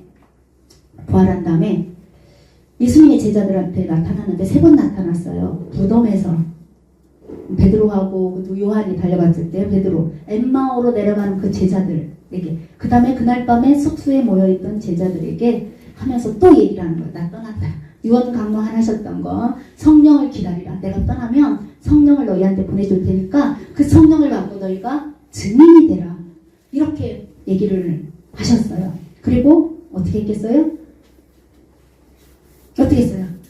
승천하셨어요. 그러니까 예수님의 말은 뭐냐면 성령을 기다려라. 그리고 나서 내 증인이 되라. 예수님이 죽으니까 제자들이 다 자기 고향으로 갔어요. 고향이 어디예요? 갈릴리. 저 갈릴리예요. 이 갈릴리로 내려가 버렸어. 그런데 예수님 거기까지 쫓아오셨네. 거기까지 쫓아오셔가지고 갈릴리 호수에 예수님이 나타나가지고 야 너네가 여기 있으면 되겠냐. 그래서 얘네들이 다시 어떻게 했어요? 그래 하고 예루살렘으로 올라왔어요. 갈릴리로 갔다 왔다 이 기준을 그냥 유월절로 잡은 거예요. 자 그러면서 제자들이 예루살렘에 올라와서 거하게 되는 거예요. 예수님의 사역은 똑같아요. 무슨 일이든지 성령을 기다리라, 또 증인이라. 자, 그 증인되는 삶이 어디에 있냐면 사도행전에 있는 거예요. 사도행전. 자, 오순절 이게 예수님이 승천하시고 50일 뒤에 성령 강림이 오신 다음에, 성령 강림한 다음에 어떻게 됐냐면 그 예루살렘 교회가 만들어졌어요. 자, 여기 한번 볼게요. 예루살렘 교회가 만들어졌는데 자기들끼리 잘 지냈거든요. 유대인들은 이게 결속력이 강하잖아요. 자기들끼리 잘 지냈는데 이 스데반이라고 하는 사람 있잖아요. 이 사람은 어떤 사람이냐면 리버디노 회담 출신인데 여기는 그 헬라파 유대인들, 정식 자기들 아니고 이게 흩어져 있는 유대인들이 주로 다녔던 회당일 거라고 생각하고 아마 저기 누구냐 스데반도 그런 헬라파 디아스포라 흩어진 사람들일 거다 이렇게 생각을 한다고 하거든요. 이 스데반을 돌로 쳐 죽였어요. 그러면 예루살렘 교회가 잘하는 것 같은데 저쪽에서는 그 헬라파 유대인 저기 스데반을 죽여버렸어요. 근데 스데반이 죽고 나서 끝난 게 아니고 어떻게 됐냐면 스데반이 죽자 더 기가 막힌 일이 벌어진 거예요. 사마리아에 교회가 생겼어요. 사람들이 정말 싫어하는 사마리아 사람들 있잖아요. 아스루와 피가 섞인 그 사람들 거기에 빌립이 전도했어요. 사마리아 교회가 생기고요. 그 다음에 또 바울이 회개하는 일이 벌어졌어요. 이 사울이 이렇게 회개하는 일이 벌어졌어요. 그리고 또 하나 이렇게 저 밑에 지방에 수리아 안디옥 지방에 최초의 이방인 교회가 생긴 거예요. 수리아 안디옥 교회. 그래서 이 성령이 임하고 예루살렘 교회가 생기고 스데반이 죽은 다음에 역사가 끝난 것이 아니고 스데반이 죽은 이후에 지금부터 사도행전의 역사가 시작돼요. 자, 여기를 보면은 사도 바울이 회심했다고 그랬잖아. 사도 바울이 어떻게 했냐면요. 여기 예루살렘에서 예수 믿는 자들을 죽이려는 그 공문서를 가지고 저 다메섹으로 가고 있었거든요. 다메섹 가다가 도착하기 전에 예수님을 만나잖아요. 예수님을 만나가지고 거기서 있지 않고 아라비아에 가서 3년 정도 있었어요. 공부했나봐요. 예수님을 만났나봐요. 3년 정도 있다가 다메섹으로 들어와서 예루살렘까지 갔다가 자기는 나중에 믿는 자가 이게 되게 핍박하는 거잖아요. 되게 핍박했는데 예루살렘까지 왔다가 이 사람들하고 있지 않고 자기 고향으로 가버려요. 고향이 다소거든요. 근데 바나바가 뭐라고 불렀냐면 이 바울을 데려다가 이 수리아 안디옥 교회에 같이 사역을 해요. 그래서 이 수리아 안디옥 교회에 바울이 거하게 돼 있거든요. 근데 이 바울이 자기도 자기가 이렇게 뭐라고 했냐면 베드로 너는 유대인의 사도지만 나는 이방인의 사도다 하면서 복음을 전하기를 힘썼어요. 그래서 사도 바울이 어떻게 했냐면 수리아 안디옥 교회에 파송을 받아가지고 바나바의 함께 가는데 어느 지역으로 가냐면 이 갈라디아 지역이에요. 이거는 그냥 갔던 노선이니까 이게 지금 그레데 섬이거든요. 아니야, 구브로 섬이에요. 구브로 섬이 바나바의 고향이에요. 그래서 아마 바나바의 고향에 가서 복음을 전하려고 갔는데 서기오 바울이라는 사람이 총독이 예수를 믿었어요. 그래서 이 사람들이 갈라디아 지역 갈 때 어디를 거쳐서 가냐면 여기 버가를 지나서 비시디아 안디옥은 토로스 산맥을 건너가야 된대요. 그래서 버가에서 마가가 그냥 가버린 거예요. 힘들다고.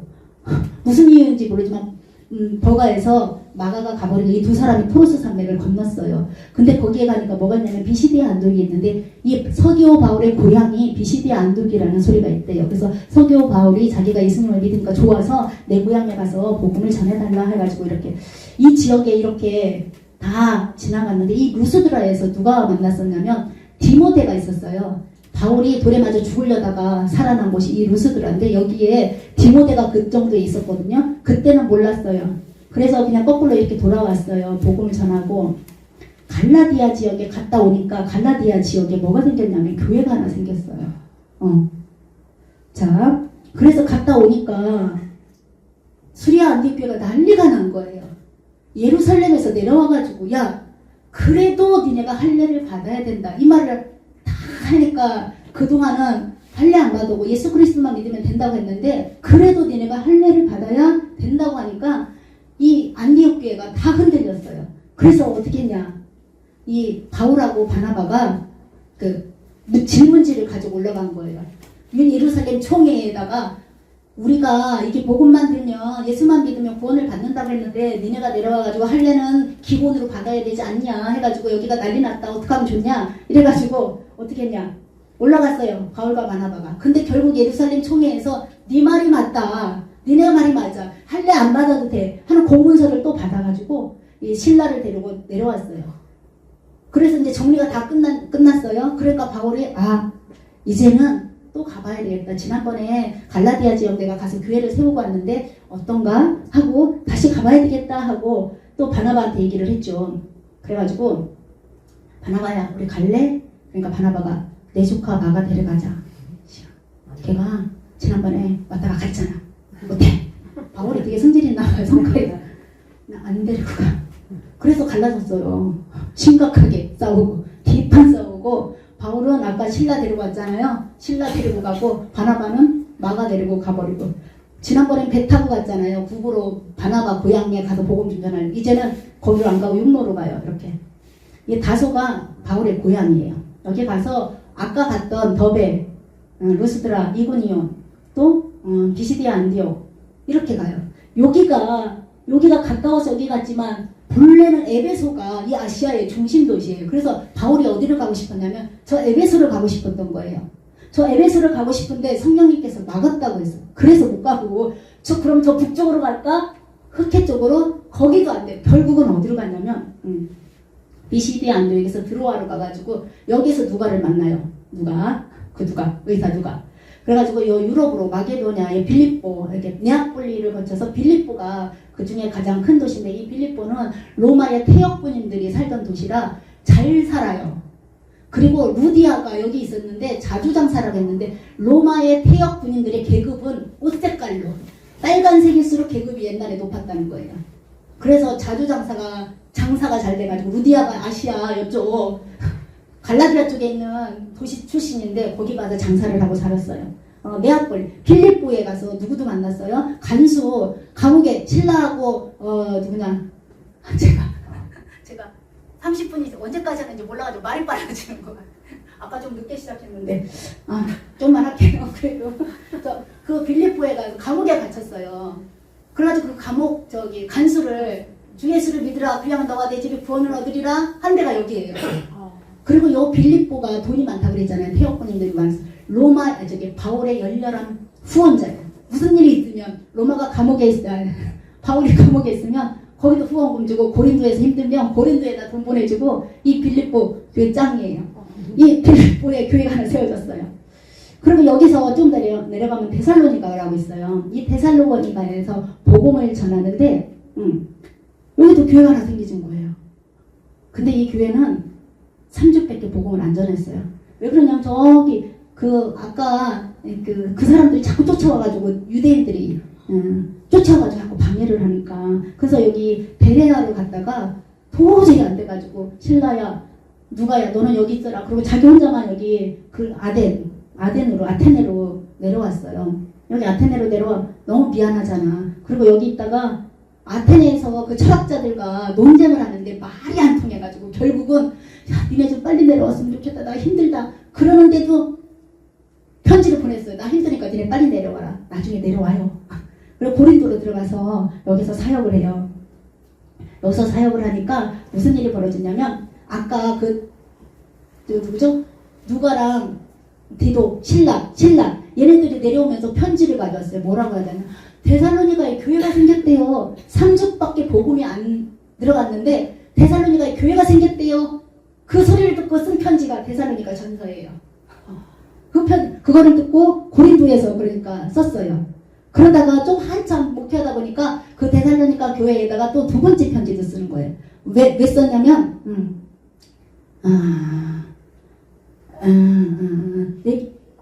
누가 힘들다 그랬잖아요. 바울이 힘든데 바울이 힘들 때 누가 에바브로디도를 빌립보 교회가 이렇게 보내줬어. 데살로니가 전서를 글 썼어요. 그리고 또 무슨 소리가 들리냐면 이 갈라디아 첫 번째 교회 있잖아요. 첫 번째 1차 그 사역한 갈라디아 교회가 변신했다는 소식을 듣고 갈라디아에다 편지를 썼어요. 갈라디아서 보면요, 흥분해서 써가지고 인사말도 제대로 없어. 니네 그럴 수 있냐부터 시작한. 야, 내가 복음을 전한 지가 니네 그럴 수 있냐부터 얼마나 열받게 썼는지 몰라요. 읽어보세요. 갈라디아서. 그래서 갈라디아서랑 데살로니가 전서, 데살로니가 후서 이렇게 여기서 발생을 해요. 그래서 여기 끝났으니까 이제 어떻게 해야 돼요? 돌아가야 되잖아요. 고린도에 교회 하나 세우고 이제 가는데 에베소를 거쳐서 가요. 에베소에 거쳐서 가는데 여기에 고린도에서 누구를 만나냐면 그 에바브라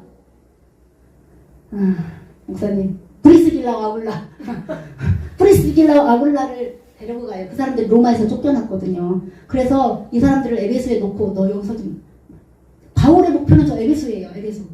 에베소 아데미어 한 것처럼 에베소가 신도 많지만 저기를 정복하면 아시아를 정복할 수 있다는 생각에 여기다가 브리스길라와 아굴라를 놓고 이제 가는 거예요. 이제 여기 가서 선교 보고하고 또 어디로 가요? 저기 수리아 안디옥 교회를 가죠.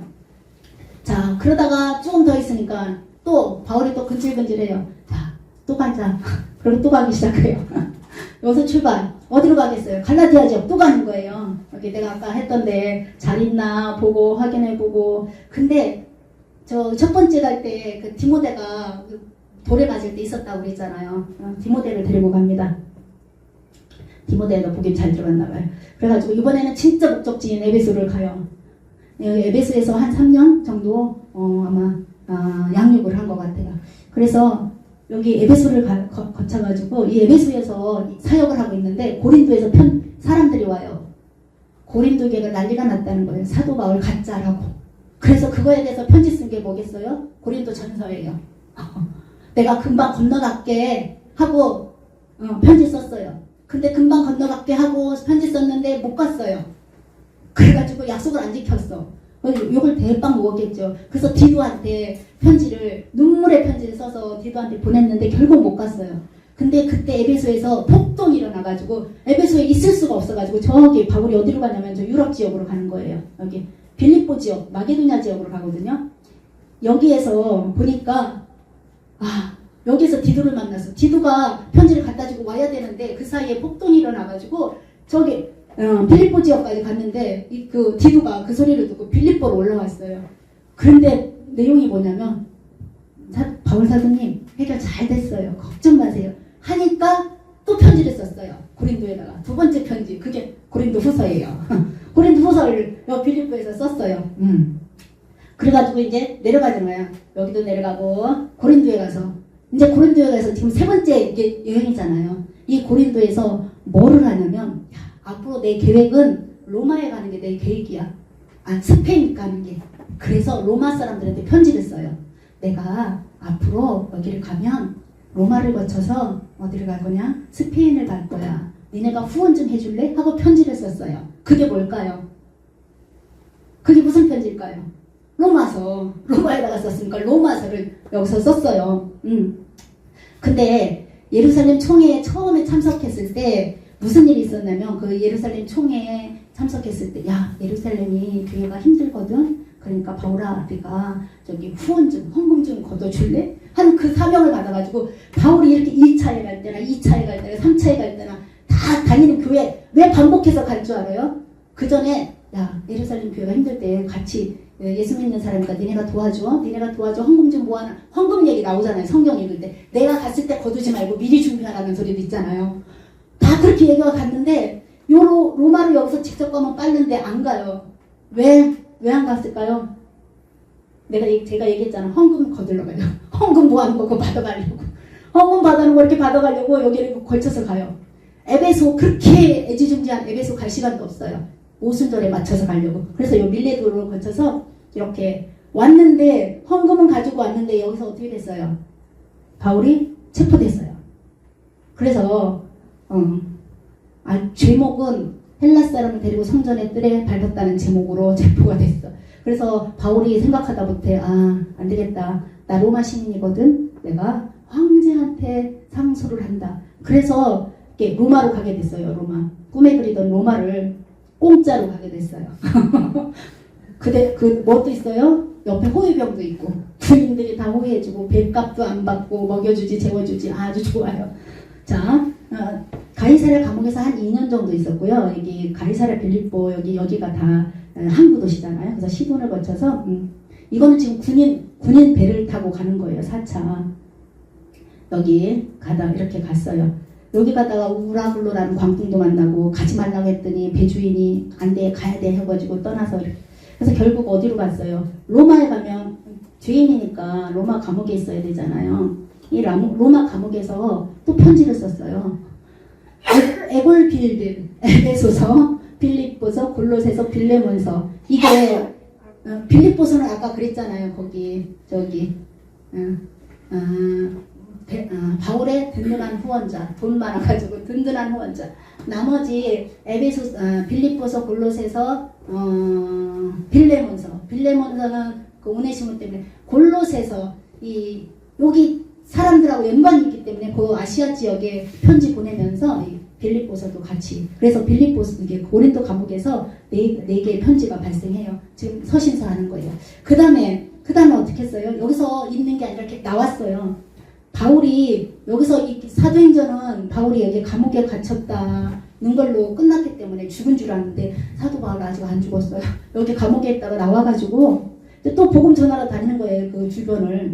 그 주변에 복음 전하러 다니면서 자기가 애지중지한 디모데, 아들 같은 디모데를 여기 에베소에 목회자로 삼아놓고요. 그 디도 열심히 따라다녔던 디도는 이제 그레데섬 여기 밑에 이 그레데 섬에다가 목회자로 놨기 때문에 이네들한테 편지를 썼어요.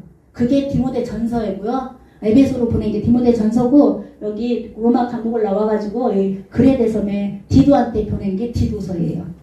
그게 목회서신인 거예요. 이들이 지금 목회하고 있거든요. 목회할 때 이렇게 해라 저렇게 해라 하면서 가르쳐줬어요. 여기 보면은 4차 여행 도중에 이게 감옥에서 나와서 이렇게 편지를 써가지고 보냈어요. 이렇게 에베소 디모데가 여기 있고요. 그 다음에 여기가 디도가 여기 있었어요. 그러다가 또 로마 황제가 난리 쳤잖아요. 네로가 야 니네가 로마에다가 불 질렀지. 그리고 난리 치는 바람에 감옥에 또 갔어요. 두 번째로 감옥에 갔어요. 근데 마지막 편지예요. 이 감옥에는 먼저는 되게 자유로웠는데 여기는 좀 자유롭지가 않고 진짜 감옥인가 봐요. 그래서 디모데 후서를 보면 좀 쓸쓸해요. 디모데야 보고 싶다. 내가 눈물로 너 건너올 때 주의 전에 건너와라 이러면서 정말 그 디모데 후서를 읽으면 마음이 아픈데 사도 바울의 마지막 편지가 여기 두 번째 감옥에서 발생을 해서 이게 누구한테 보내냐면 디모데한테 좀 빨리 건너와라. 너 정말 보고 싶다. 아마 바울이 자기 죽을 거 알았나 봐요. 그래가지고 이렇게 발생해가지고 사도행전 읽으면서 이게 다 들어갔어야 돼요. 자 이렇게 들어가고 그 다음에 아까 뭐라 그랬냐면 사도 바울이 이렇게 복음 전하면서 편지를 쓰는 동안 예루살렘에 있는 베드로하고 또 요한이 편지를 썼어요. 그래가지고 베드로 전후서가 발생했고요. 예수님의 동생들도 처음에는 아유 형이 왜 저러고 다녀 그러다가 예수님의 동생 야곱하고 유다가 또 편지를 썼어요. 그 편지들을 별도로 이렇게 해가지고 공동서신이라고 8개 이렇게 해놓고요. 마지막으로 이제 마지막이 되겠죠. 그러면은 요한계시록이 남았잖아요. 요한계시록은 요한이 에베소에서 목회를 했어요. 에베소에서 목회를 하다가 너무 핍박이 심한데 얘를 어디다가 반모섬에 유배를 보내가지고 근데 그 유배 오기 전에 자기도 유배당했지만 믿는 사람들이 얼마나 핍박을 당했는지 정말 지금은 희망은 뭐만 남아 예수님이 오시는 것만 우리의 희망이다 이렇게 생각이 요한이 들었던 거예요. 그래가지고 그 반모섬에서 환상을 보면서 예수님이 나타나시는 것을 그 소망이 얼마나 예수님의 나타나심을 이 요한이 사모했냐면 너무 힘들어서 자기뿐만 아니라 정말로 다른 믿는 사람들이 너무 힘들어서 앞으로 이렇게 됐으면 좋겠다 하고 마지막으로 정말 편지를 쓴 게 이 요한계시록이에요. 그래서 요한계시록은 하나님이 나타나는 책이라고 보면 되겠습니다. 그래서 창세기 시작해서 요한계시록까지 그러면은요 이게 한 번만 다시 한번 볼게요. 이게 한 100년 정도 되거든요. 앞에 부분은 예수님이라고 그랬잖아요. 마태, 마가, 누가, 요한복음까지는 예수님에 관한 이야기예요. 그 다음에 성령이 임하고 사도 바울이나 베드로처럼 또 성령의 사람들이 복음 전하는 사도행전. 그 다음에 다 죽고 바울도 거기 좀 있으면 여기 죽거든요. 베드로까지. 그러면 살아남은 게 누구냐면 요한만 살아남은 거예요. 그래서 요한이 마지막으로 마무리를 하는 거거든요. 그래서 신약 지금까지 얘기한 걸 예수님의 탄생 1세기로 본다면 예수님이 30세에 공생이 시작했잖아요.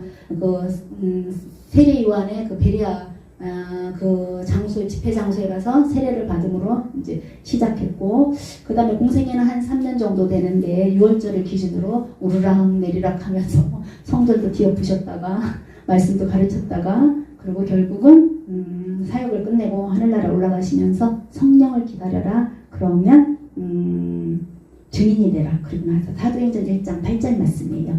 그 말씀에 따라서 예루살렘 교회가 베드로 중심으로 이어졌고 그 다음에 이방인 교회가 사도 바울을 중심으로 이어졌는데 사도 바울이 정말 1차, 2차, 3차 뭐 이렇게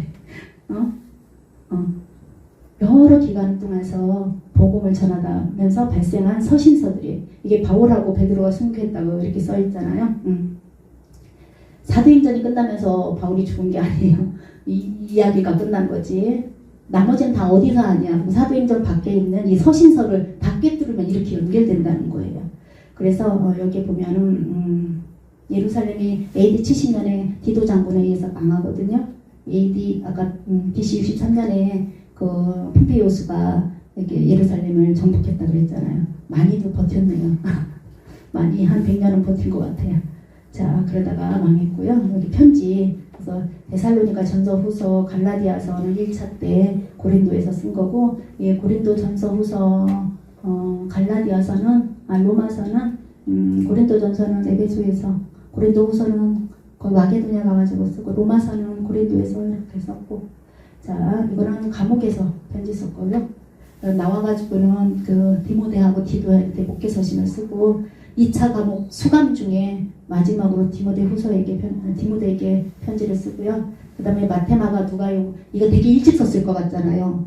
근데 그렇지 않다는 거예요. 여기 사도 바울이 그 1차 감옥 그 주변에 그때 이게 마테마가 누가가 썼고 그 다음에 왜 이렇게 사도행전은 누가가 썼거든요. 누가가 썼는데 이 복음서랑 조금 다 예수님의 행적이 아니라 그 사도들의 행적이기 때문에 발도로 이렇게 동그라미 쳤고 그 다음에 여기 공동서신이 있고 마지막으로 끝까지 살아남은 우리 요한 선생님의 요한복음, 요한 1, 2, 3, 4, 요한 계시록까지 이렇게 성경이 신학이 이렇게 이어지는 것을 볼 수가 있습니다. 자, 여기까지. 너무 수고하셨어요. 내가 오후에 너무 길었네요. 우리 수고하신 사모님에게 감사의 박수 드리겠습니다. 오늘 우리 정말 3시간 동안 귀한 강의 말씀 드렸는데 아마 정기적으로 이런 거 한 번씩 들었으면 좋겠어요. 우리가 잊을만 하면은 다시 또 새롭게 하고 리뉴얼하고 그런 생각이 참 좋을 것 같아요. 사실 또 이 강의는 6개월 동안 해야 돼요. 그래서 하루 3시간씩 해가지고 6개월 해야 되는데 오늘은 정말 거기에서 그냥 엑기스만 그냥 짜가지고 그냥 엑기스 성경 전체의 개관을 볼 수 있는 엑기스만 강의해 주셨는데 사실은 이게 6개월 동안 해가 되는데 여기다 그냥 살 붙여가지고 또 세세하게 나아가야 되는데 오늘은 정말 우리에게 일목요연하게 또 구약에 대해서 신약에 대해서 아주 짧은 시간에 정말 엑기스를 우리에게 강의해 주셨어요. 저도 또 강의 들으면서 참 너무 좋다. 일반되게 특히 오늘 또 이제 또 바울이 전도 여행을 하는 도표를 보여주니까 또 머리에 쏙쏙 들어오고 있었는데 참 너무 귀한 시간, 감사한 시간이었습니다. 앞으로 또 이제 시간 되면 정말 6개월짜리 우리가 또 할 수 있을지도 모르겠어요. 그래서 세세하게 들어갈 수도 있는데 오늘은 정말 귀한 은혜의 시간 주심을 정말로 감사를 드립니다.